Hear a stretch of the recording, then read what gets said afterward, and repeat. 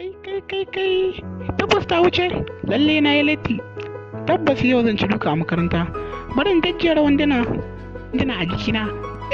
Malam ya guri, malam ya guri. Ya uban kai ce kai latti, kai dan babba, me yasa kai latti? Matsonan, na ga alaman bulalan nan bata shige ka ba dan hegiya. Wayo shantuna! Je ka samu waje ka zauna kuma ka rufe min baki. Dan mafa kana lafiya? Lafiya dai wallahi malamin na ya iya bulala. Shi kai kokari dan ka zanu sosai.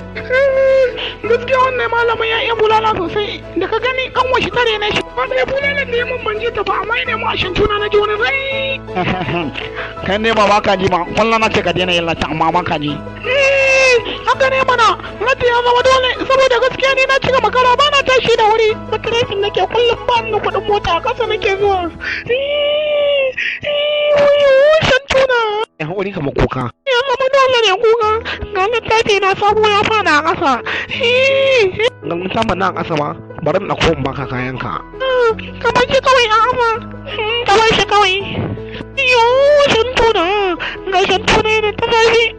Wallahi tallahi ya bulala. Tallahi ka ƙara damuna da wannan banzan kukan naka na ce da koma ka yi. Dan shege ya dan gidan markabe budattun buje ko dan man kai aka daka ba to dole in yi kuka na ji zafi. Kai dan babba kai shi wannan cincin din kai haƙuri ka daina kuka yana da daɗi sosai. An kula gode Allah ma barka.